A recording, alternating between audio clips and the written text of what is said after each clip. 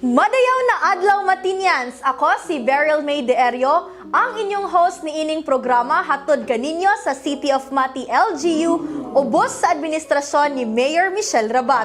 Kini ang Istoryang Mati. Sunod ning atong programa, nagkadaiyang isyu nga adunay kalambigitan sa atong pinalanggang dakbayan sa Mati, ang atong pagahisgutad sulod sa 30 minutos. Tumong ni ining programaha nga matubag og hatagan og katinawan ang mga isyu o reklamo. Ingon man, ipaabot sa katawhan ang mga programa o proyekto gikan sa lokal nga panggamhanan alang sa tanang Matinyans. Matag semana atong imbitaron ang mga opisyal o mga personahe nga maoy motubag di lamang sa atong mga pangutana, apil na ang mga pangutana sa atong mga yanong lungsuranon. Bago ang tanan, atong pagtimbaya sa tanang nagtan-aw karon sa atong Facebook page o sa YouTube para sa atong episode sa programang Istoryang Mati. Busa Matinyans, dili na nato dugayon pa tungod excited nako nga makaila ang atong guest ning episode sa Istoryang Mati. Serbisyong gikan sa kasing-kasing, kani ang iyang gipromotar na panerbisyo atong niaging eleksyon. O karon atong mahibaw-an kung unsaon niya pagpatuman ang iyang mga plano o plataporma. Busa, ato sad siyang ila-ilahon diin siya kay bag-o pang nailhan sa politika. Sa atong episode karon, atong mahibaw-an kung unsa bagyod ang serbisyong Asenso. Siya nailhang young leader o karon mas nailhang vice mayor diri sa atong dakbayan. Atong storyahon og ila-ilahon ang atong vice mayor Lorenzo Leon Enzo Rabat. Ngayong buntag, sir. Ngayong buntag, Berryl. Thank you so much for your time and inviting me. No? Thank you sa kaayo, sir, for answering our call to interview you because daghan kaayog Matinyans na curious, good sir, since you are a new face here in politics. So, my first question, sir, is before tamuad to sa kanang storyang politika na gud, no? Unsa ang imuhang life before you entered politics since you are an engineer, di ba, sir? Yes, I was an engineer. I graduated in 2013 and I took the board exam and passed. Yes, sir. So, you mentioned in your politics, sir, that in your election that you work at the Malacanang. So tell us about it, sir. Yes, after graduating college, I worked for 2 years as an engineer. As I was saying during the campaign, as I have been saying during the campaign, I started my work at a private corporation engaged in construction. I worked there for 2 years. I started from the bottom and then slowly I rose up. But then, after a while, I realized that my heart is really in government. Wow. And being from the Davao region, when President Duterte won in 2016, I applied in Malacanang. So my first job was the advance party of President Duterte. So we'd go around the entire Philippines with the President then, President Rodi Duterte, and we would arrange all his events, meetings, notes, briefers, and etc. etc. Then after a while, nibalhin ko sa Office for Public Concerns, and then Office for Regional Concerns, sorry, and then we'd facilitate regional concerns. I worked there for almost 3 years in Malacanang, and it was a very eye-opening experience because I was able to witness the problems of different LGUs. Kay kada LGU, lahi-lahi man ang problema and lahi-lahi po ang ilang strength. No? So that inspired you, sir, to also run for a position here in Mati? Yes. And then after working in Malacanang, I worked for almost 3 years again, 2.5 years maybe, and the housing sector, also in government. No? A year and so in the Housing and Urban Development Coordinating Council, which is now the Department of Human Settlements and Urban Development. Then I also worked for the National Housing Authority. So one of my advocacies is really land use planning and housing. So given this experience, and of course, it cannot be denied that I grew up in politics and public service because my father since 1998 was a board member here in Davao Oriental. And all our family, a lot of my family members work in government. Na? So this is also what inspired me to run and serve finally here in the City of Mati. And I'm very thankful that I was given a chance by our Matinyans to serve. Na? So to everyone who voted for me, thank you. And to everyone who didn't vote for me, I still thank you and I am still ready to serve everyone. So since, sir, that you said that your heart is really set into politics, so tell us a little background of your childhood, sir, since you grew up in a family of what they say, it's a Rabat thing to enter really politics. So, Yes. can you tell us a story? Well, my father started working when I was young, he was working in Davao City together with my mom. My mom was working in a bank in Davao. And then during the year 1998, I think I was grade 1. He decided to run for board member here in the province of Davao Oriental. Kaysa una, sa Distrito 2, doon na ratay upat ka board member. But during that year, I think the DLG or whoever agency decided na madugangan og 5 board member. So my father decided to run. And thankfully, he was the first independent board member elected in Davao Oriental. And then he served 6 years as board member of province. For that span, we moved to Mati and I enrolled in the Immaculate Heart of Mary Academy. Imasyan po ka, sir. Yes, Yes, Imasyan po ko. batch. Grade 2, batch 2008. If I graduated high school here, I'd be batch 2008. Wow. And the experience here was, it was very humbling. It was very unique to me at that time, growing up in Davao City. But I enjoyed it so much. Wow. And then later on, when I finally moved to Davao to finish my high school education and eventually to Manila to finish my college education, I would always come back here. And then during that time, my father became vice mayor under the first terms of Mayor Michelle, and then eventually nahimo siya mayor. And I was college then up until I started working. Magpirmi ko uli-uli dire. And you know, tama si Mayor Michelle. Mati is really the place to be. Yes. And it's so beautiful here. And the people are nice and kind. They're simple. And I really love it here. Yes, sir. And Matinians love you, sir. So, we would like to know you more, especially kung unsang imong plano diri sa atong syudad. So, andam na ba ka, sir, sa atong unang pangutana? Yes, please. Dinhi sa istoryang Mati, ang mga Matinians ang nag-una namong hatagan og prioridad nga mangutana sa atong guest. Bago pa man nagsugod ning atong programa, naglibot-libot na kami dinhi sa syudad o gikuha ang mga pangutana sa katawhan alang sa atong Vice Mayor. Ato kining lantawon. Sa atong unang pangutana, roll VTR. Kamusta imong first few weeks, sir, na pagka-busy mayor diri sa atong syudad? Thank you for that question. You know, it's been exciting and busy and enlightening at the same time. Kay when I resigned to run for public office, that was October 2021. Wa ko na anad na walay trabaho. So from October up until July 1, during my first day, I was campaigning the whole time, no? And for 7 years after graduating, I was working immediately every day. So I am finally happy to be back working again, no? Humana ang, ka, sir. Yes, humana ang pamulitika. Di ba? Nagsabot na mi pod sa 7th City Council na magkahiusa na.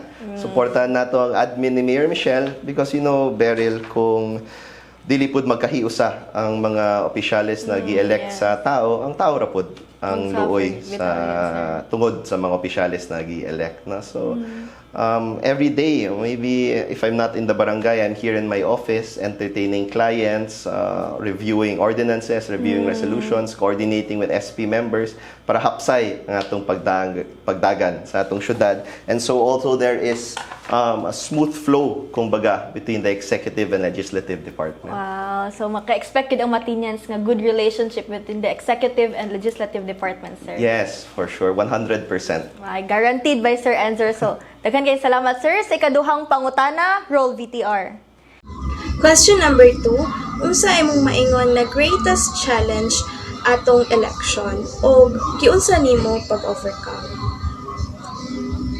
Well, during the campaign, when I decided to run, and of course, I consulted with my family, I consulted with my father, ang ingon good sa akong amahan, si Carlo, he said, if that's your decision, I support you. But you have to make decisions on your own. You have to run the campaign by yourself. Kinahanglan ikaw ang naadiha.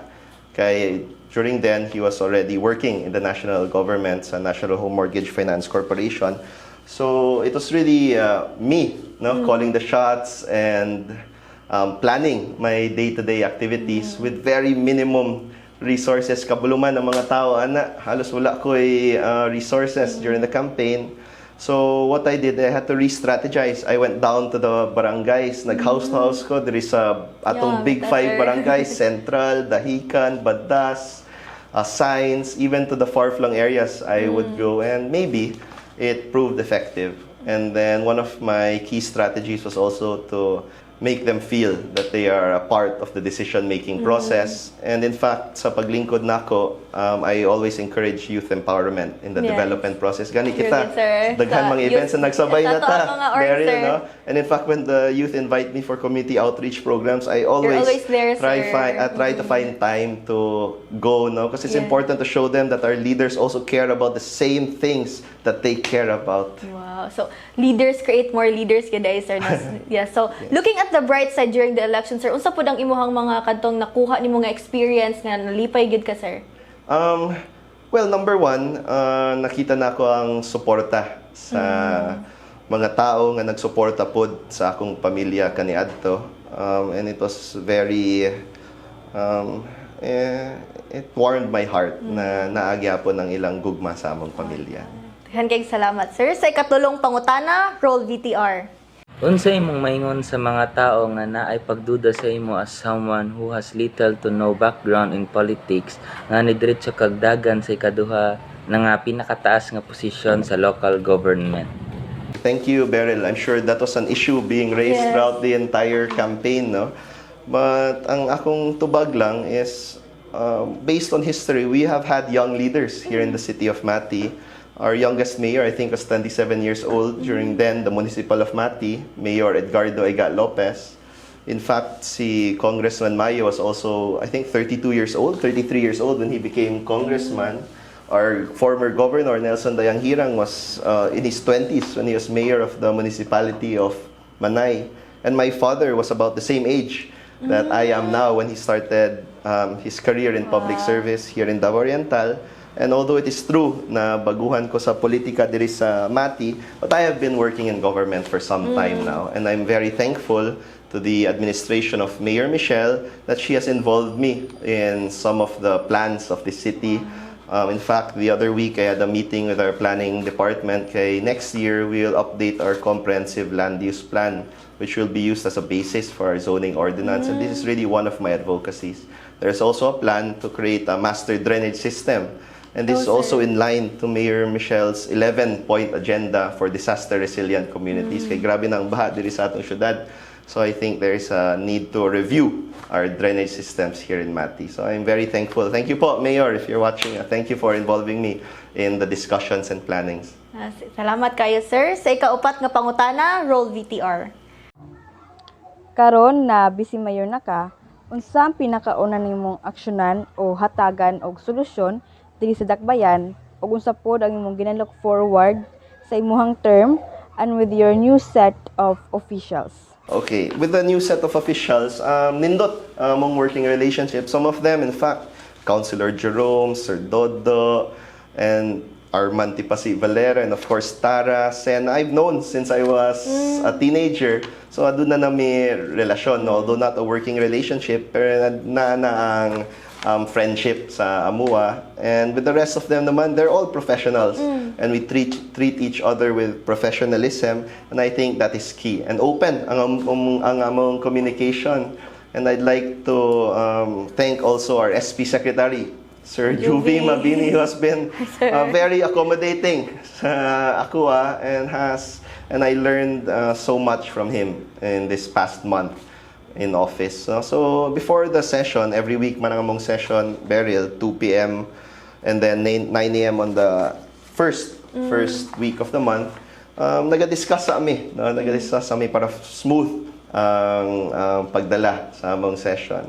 And then one of my first things that I did was to improve how our session is being broadcasted on FB Naka-live na Live. gani, Yes, sir. it's Nice live. kayo. And then which started, by the way, si former Vice Mayor Glenda Rabat started that, na, yung viewing sa live session.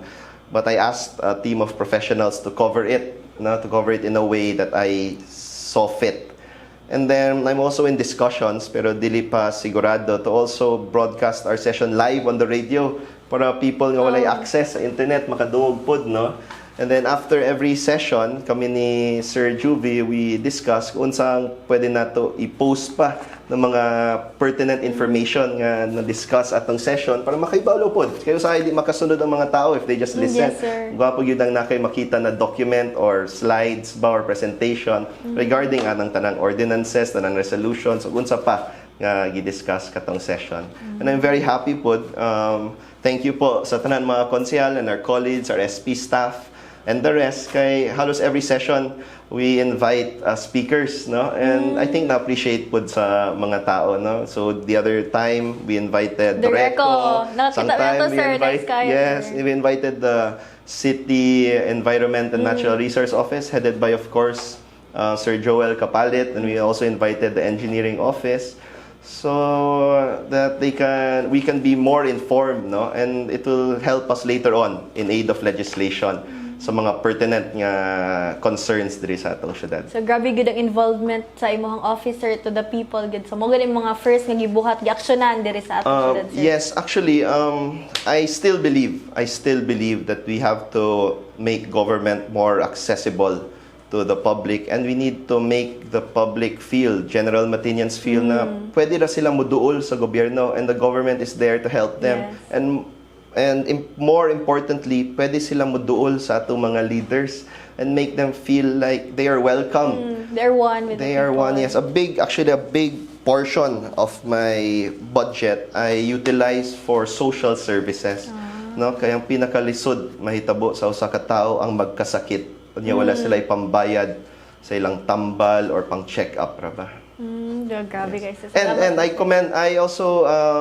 I very much agree with the program of Mayor Michelle katong bag-o niya nag-launch tong MNR Cares Barangay Caravan. Outreach Program, because kani po ang bukang bibig nako sa kampanya. We need to bring services of the government people. closer to the people. So that is a wonderful program. Bago lang And I po to sa cannot agree Barangay more. Macambol, di ba, sir? Yes, it's in Barangay Macambol. It was launched in Barangay Macambol. So that's a very good program, I think. Thank you, sir. Sa sunod nga pangutana, roll VTR. Ang question nako para kay Sir Enzo is kani.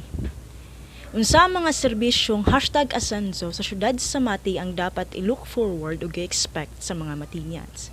Sa tanan nimo advocacy, sir, sa asa ka nga sector mas mag-focus or prioritize? Salamat. Well, the mayor has laid down already as I said, her 11-point agenda. Allow me to enumerate. Accessible healthcare, food sufficiency, inclusive social protection, ecotourism, quality education, peaceful, orderly, and safe communities, disaster resilience, environmental protection, sports development, domestic and international partnership, and of course, business-friendly LGU. Well, I talked already about accessible healthcare, no? So sa humble budget nako sa akong opisina, gani usahay I shell out my personal sweldo para pangtabang lang sa mga tao kay luoy gyud kung wala sila ay pampalit og mga tambal kung nagkasakit, etc., etc. And then of course, as someone who put prime value or high value on his own education, education is also one of my top priorities. In fact, yesterday, I had a meeting with DORSU President Roy Ponce. We had initial talks on my plan to support students in need financially. No? Not just DORSU, I also plan to coordinate with our other college-level schools. I was a student before, and then lisod pod kung wala kay financing, no? In fact, there's numerous studies out there na mga students with better quality of life have higher grades. Mostly kay Privilege. lisod magtuon kung walay kwarta mo nang tinuod. O dili ako ang magpili, ang schools mismo ang magpili para walay politika. I don't care who gets the credit as long as we are able to help. So mo gud na ang serbisyong Asenzo gid kayo, And sir. sorry, I'm not done. One of my priorities also, in line with the 11-point agenda, is the disaster resilient communities. So thank you again that I was asked to be involved in our planning department. No, kay like I said, there is going to be a master plan of our drainage system. No, so I think my experience taking up graduate studies sa urban planning and then being a civil engineer and having worked in our Urban Development Coordinating Council in the national government, I think I also have ideas that I can contribute to this city. Gawas pa sa akong trabaho pagka-BC Mayor, which is of course legislation. And then next year, the city is set to update, or within this term, the city is set to update their comprehensive land use plan, which will be used as basis for the zoning ordinance. So again, I will be involved in this. O moagi gyud na actually sa legislative through the council. We will review it together.